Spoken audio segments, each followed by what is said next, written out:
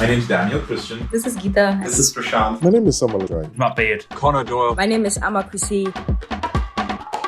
The people in this community are amazing, always willing to help. The community gives everyone a space to feel empowered, to connect, share, and learn more from each other. And as time goes on, it truly does become more incredible, and it never ceases to amaze me. Now, thanks to 2020, I've got friends all over the world, and I know they will go above and beyond to help out me and other fellow members of that community. Whether you're a low coder, a pro coder, a startup, or an enterprise, the people in this community that will help you get there. I would not have thought that I would meet and make friends in almost every part of the world.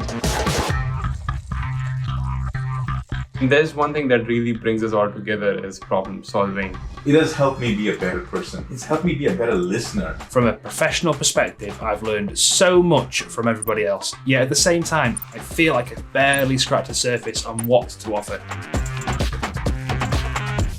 It's a great community to share ideas and content about the Microsoft business applications. Our community basically is our customers coming together. The coming years, I expect the community to grow in strength, grow in numbers, grow in resources. But truly make it a whole global ecosystem where no place leaves untouched. And that's because we share one thing in common, and that's the community itself.